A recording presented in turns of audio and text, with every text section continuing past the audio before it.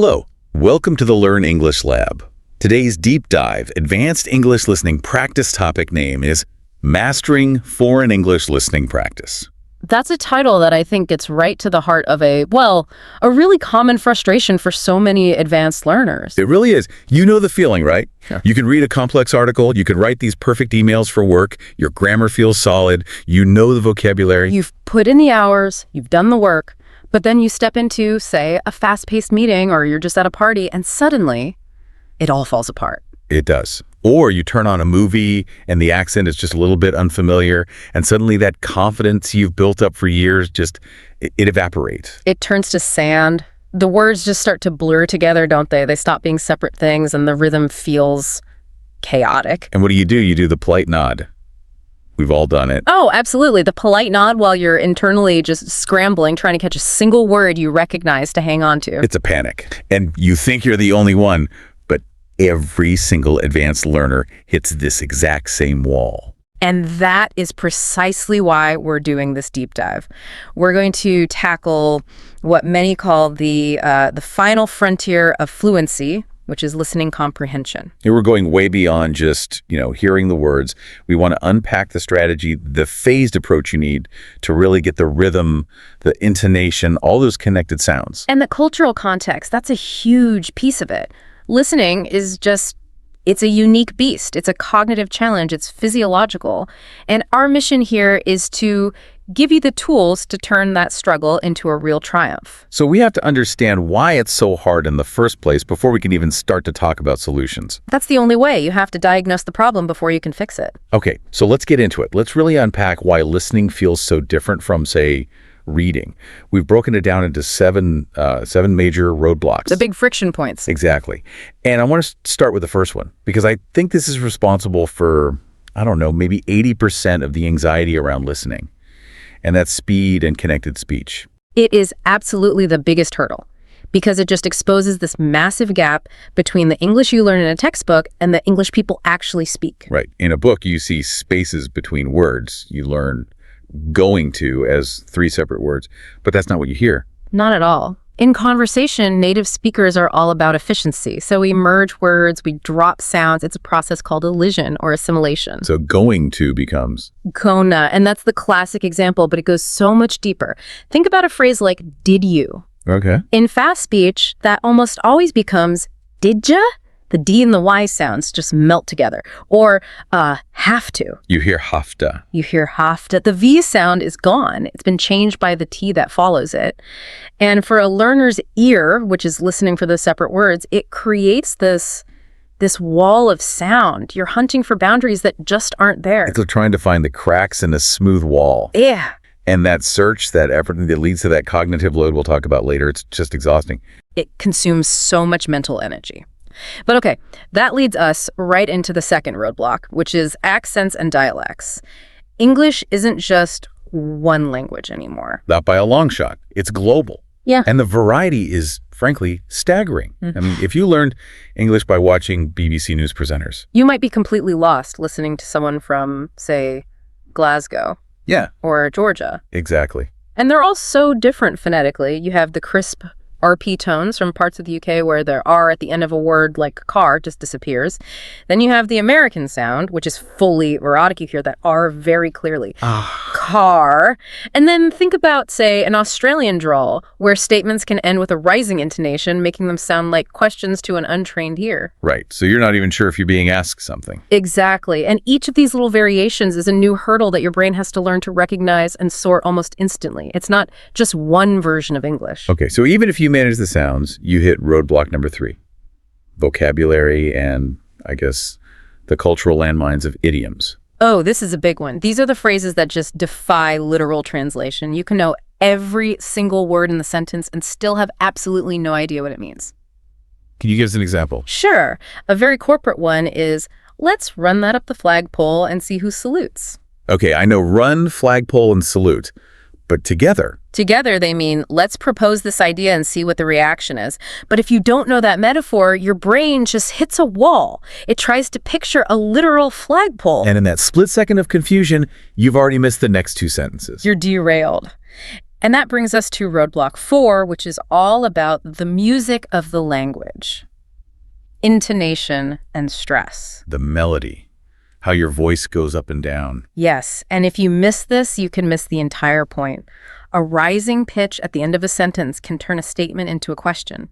You're coming to the party versus you're coming to the party. Same words, totally different meaning. And stress is huge, too. It changes everything. Take the sentence, I gave him my last $20. If I say, I gave him my last $20, the focus is on me, not someone else. If I say, I gave him my last $20, the focus is on the significance, the sacrifice. Miss that stress, and you miss the entire emotional subtext. Then you have the real world crashing in. Roadblock 5, distractions. We so rarely get to listen in a quiet room. You're trying to have a conversation in a loud cafe on a busy street with sirens in the background. Your brain has to do all that work, plus filter out all that extra noise. It's so much harder, which is related to number 6. The lack of visual cues, especially with things like podcasts or radio. This is a huge one. Face-to-face is easier because you get so much information from body language, from a raised eyebrow, a smile. That's all context. Sarcasm's a great example. Sometimes the only clue is the tone of voice and a slight eye roll. Take away the eye roll and you're just left with the audio, and your brain has to work so much harder to figure out the true meaning. Right. It's just a more demanding task. And all 6 of these, they all feed into the big one. The final roadblock, number 7, cognitive load. That feeling of being totally wiped out after like 10 minutes of intense listening. That's it. When you're processing a language that's not your first, you're using a massive amount of mental energy. Think of it like a computer with limited RAM. Okay. A native speaker is running everything in parallel. It's all instant. But a learner is running a sequence. Okay, what sound was that? What word is that? What does that word mean? How does it fit the grammar? Some of the speaker speeds up or has a tricky accent. The whole system just starts to lag. It freezes. You're using so much energy just trying to keep up that you have none left for actual comprehension. You might hear the words, but you don't understand the message. Wow. Okay, so we've really laid out the challenges. It sounds daunting. So let's flip it. Why is it so important to fight this battle and master this skill? What's the real payoff? The payoff is, frankly, transformative. First and most fundamentally, listening is the foundation of all communication. You simply cannot respond appropriately if you don't understand what's being said to you. It's the input that determines the output. And I imagine the confidence that comes with it is just immense. It's a total game changer. To be able to walk into a meeting or a social event and really know that you can follow the conversation. It shifts you from being a passive, anxious observer to an active, engaged participant. That's empowering. And it must improve your own speaking, too. Dramatically, because you start to internalize the natural patterns. You hear the real rhythm, the real intonation, the words that native speakers actually use to gather collocations, and you start to absorb that. Your own speech starts to sound less like a textbook and more authentic. And on a bigger scale, it really is a key to the world, isn't it? It is. It unlocks global careers, travel, education, an entire universe of information and culture that exists in English. If you can hear the conversation, you can finally join it. That point about cognitive load really struck a chord with me. The idea that I was exhausted not from understanding, but from the effort of just trying to process the sound. That was a revelation. And it's the perfect way to move into our next section, because before we talk about any techniques or apps, we have to talk about the mindset. You have to change your entire approach. The idea of moving away from listening as a passive activity, like background music. Exactly. So passive hearing. That's when the words just kind of wash over you. You're not really paying attention. You might catch a word here or there, but you're not connecting them into a coherent message. Just that mental fog, right? You realize you've been listening for 5 minutes, but you have zero idea what was just said. And that leads directly to frustration. Active listening is the complete opposite. It's a focused, conscious effort. You are fully present, treating it like an intellectual workout. So what is my brain actually doing when I'm listening actively? For starters, it's interpreting. You're not just matching sounds to words. You're constantly asking, what is the speaker's real message here? What's their intention? What's the emotion behind these words? And then there's anticipation. That seems to be the key to reducing that cognitive load. It's absolutely critical. It's called predictive coding. Your brain is always trying to guess what's coming next. So if a speaker says, on the one hand, your brain instantly gets ready for a contrasting point. It's priming itself. It's priming the pump. So if the topic is climate change, Your brain is already pulling up related vocabulary, emissions, policy, renewable energy. This means that if you miss a word because of an accent or noise, your brain can make a really good guess based on the context. So you're not starting from zero with every single sound. You're using the context to fill in the gaps. And that's what keeps you from freezing up. It keeps you in the flow. Now, it does take more energy up front, this active listening. It sounds like it. It does, but the research is clear. That focused effort leads to huge rewards in comprehension and, just as importantly, in long-term retention. You actually remember what you heard. Okay, so with that mindset shift in place, let's get into the practical strategies. We've organized these into 4 main pillars for a holistic practice. And we have to start with the foundation, immersion. This is the golden rule. It's all about quantity. You just have to surround yourself with the sounds of English. You need to get your brain and your ear used to the natural flow, the rhythm, the cadence. It's about making English part of your daily life. Let's start with music. Most of us listen to music, but how do we make it an active learning tool instead of just background noise? The key is to engage with it on 2 levels. What? First, find music you actually like. Then, and this is the crucial step, find the lyrics. So you're listening and reading at the same time. At the same time. And then, the next step is to sing along, even if you're a terrible singer. When you try to physically make the sounds and match the rhythm, you are forcing your brain to pay attention to how words are linked, how syllables are stressed or even dropped to fit the beat. And is it important to explore different genres of music? Oh, absolutely. Different genres give you different challenges. Pop music often has very clear pronunciation, which is great for beginners, but then you listen to hip-hop, and it's incredibly fast, it's dense with slang and cultural references. That's a speed workout. And something like jazz or blues? That's all about subtle phrasing, emotional delivery, intonation. By exploring, you're giving your ear a global workout. Okay, what about podcasts? This feels like the ultimate resource for customized learning. It really is, and the most important rule is to start with your passions. Don't pick a podcast about a topic you know nothing about. If you love history or cooking or science, start there. Why is that so important? Because you're leveraging your existing knowledge. Your brain already knows the concepts and a lot of the vocabulary. So when you hear an unfamiliar word or miss a phrase, the context helps you fill in the blank. It dramatically lowers the cognitive load. And this is a perfect way to tackle the accent problem, right? Yeah. You could be deliberate. You have to be. Don't just listen to American hosts. Actively search for podcasts from the UK, from Australia, from Ireland, from South Africa. You have to train your ear for the global reality of English. What about the speed controls on podcast apps? Are those a good idea? They're an excellent tool as long as you don't see them as a crutch. If a podcast feels too fast, there is absolutely no shame in slowing it down to 0.8 or 0.9 speed to start. But the goal is to get back to normal speed. The goal is always to get back to 1.0 and eventually maybe even push it to 1.25. Training your brain to process a little bit faster than normal makes normal speed feel easy, almost slow. And for intermediate learners, there's the listen and read technique, using transcripts. This is so powerful. You listen once without the transcript just to see what you can get. Then you listen again while reading along. This creates a direct link in your brain between that blurry, fast spoken sound and its clear written form.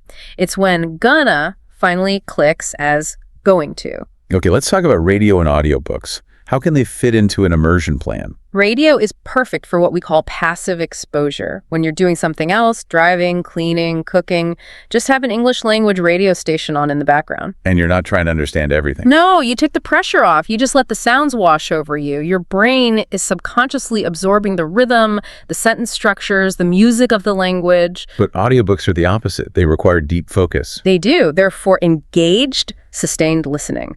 A fantastic strategy here is to pick a book you've already read in your own language. Oh, that's smart. Because you already know the plot and the characters. So again, you're lowering the cognitive load of following the story, which lets you focus all your mental energy on the language itself, the vocabulary, the narrator's pacing, the complex sentences. It builds listening stamina.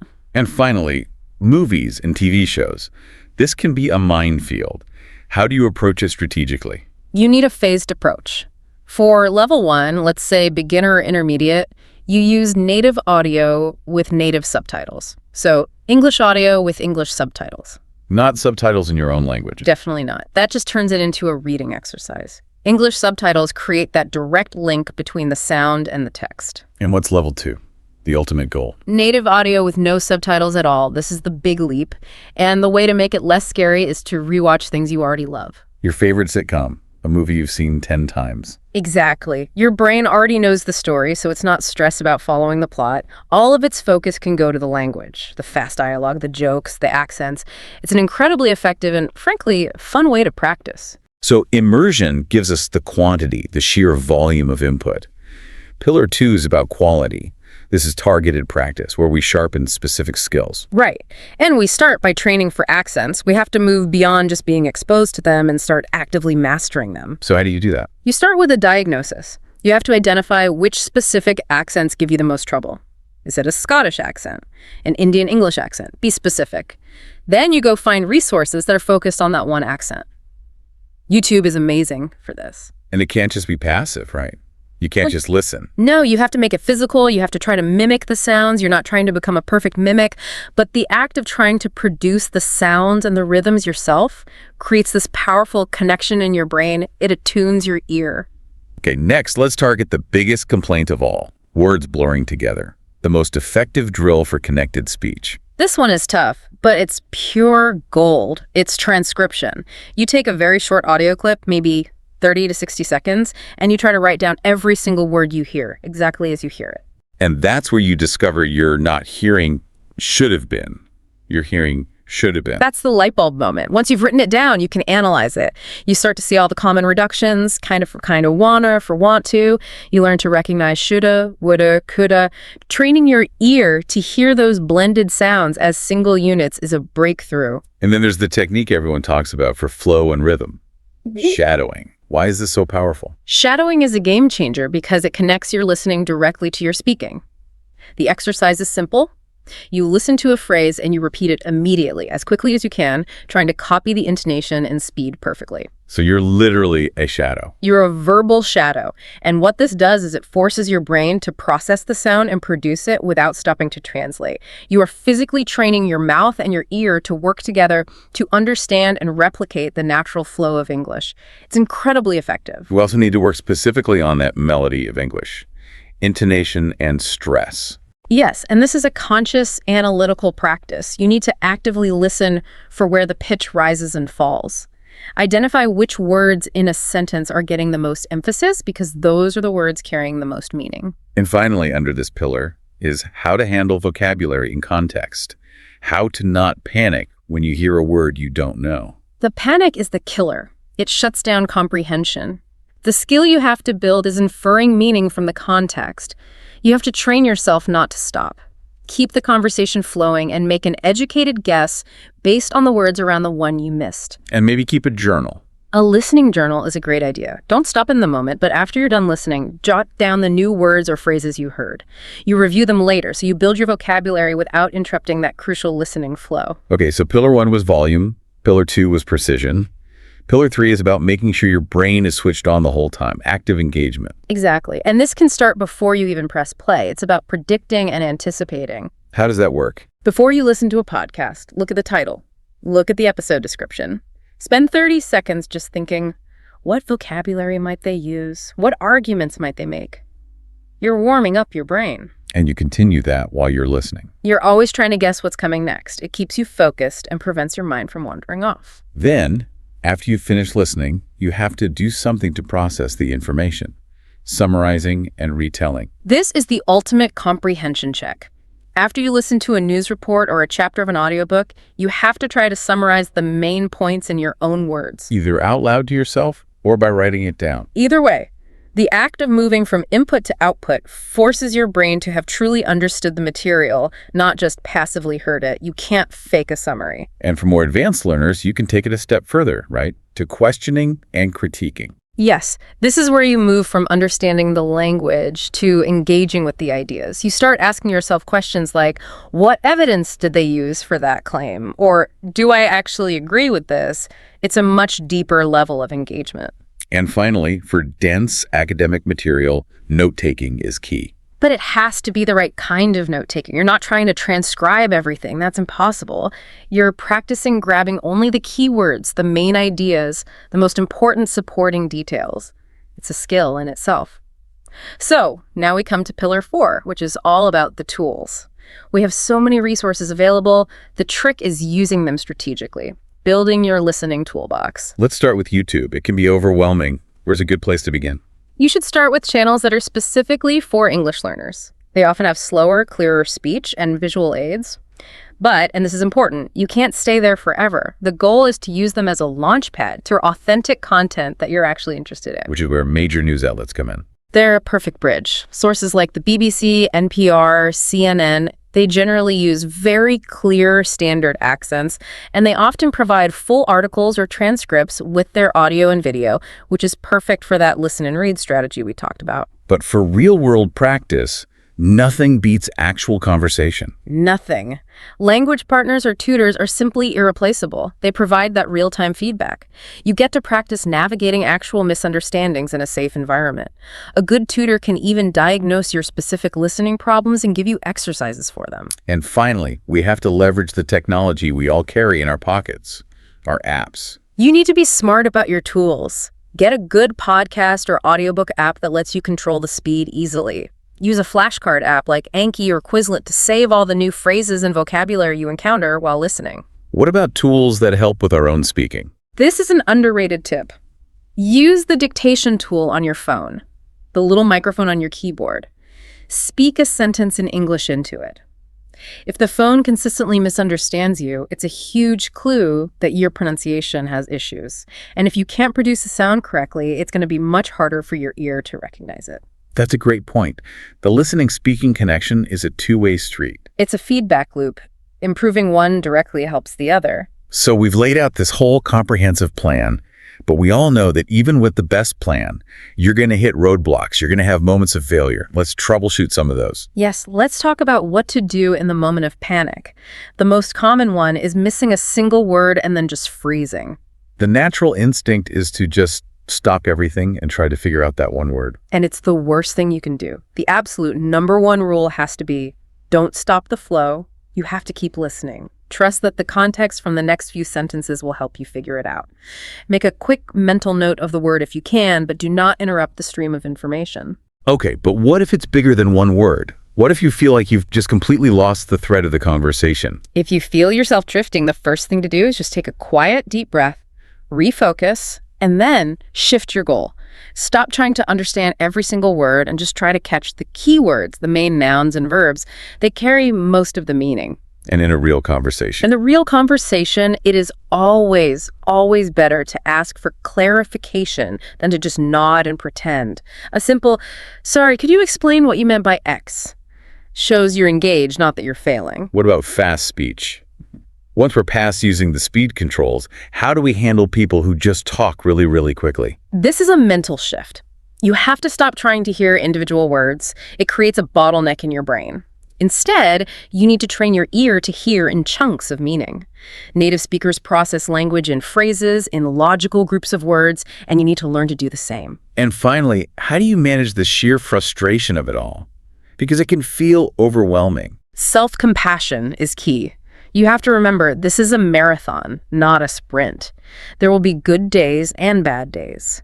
The best way to fight frustration is to celebrate the small wins. Did you understand a difficult accent today? Did you follow a fast conversation for 2 whole minutes? Acknowledge that progress. And if you're feeling truly burnt out, take a break.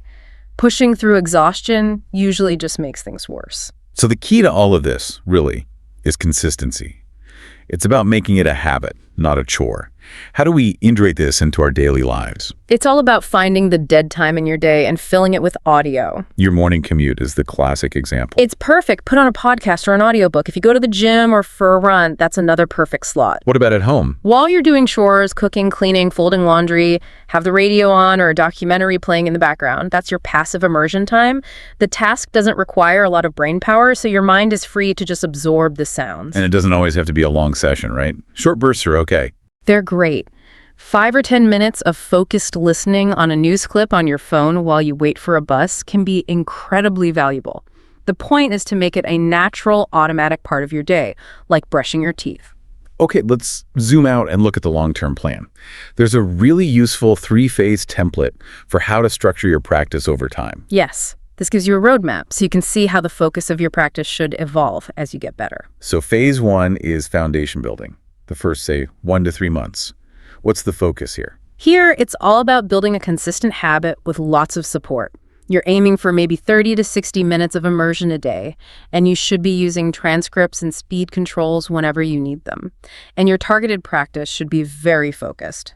Pick just one difficult accent to work on and do short shadowing and transcription drills every day. So building awareness. Then you move into phase 2, deepening comprehension, which is maybe months 3 to 6. Right.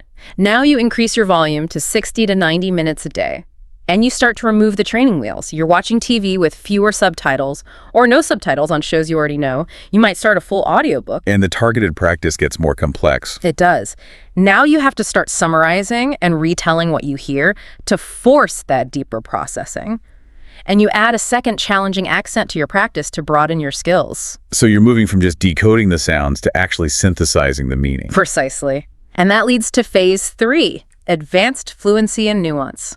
This is for 6 months and beyond. What does that look like? Now your immersion is high volume, 90 minutes or more a day, and you're tackling really complex, authentic, material academic lectures, political debates, specialized podcasts in your field. And the targeted practice. It becomes all about critical listening. You're not just understanding, you're analyzing, critiquing, and questioning what you hear. And most importantly, you're actively seeking out real-life conversations to test your skills in an unpredictable environment. At this point, subtitles are basically gone. That's such a clear roadmap. It really shows how you can scale the practice over time.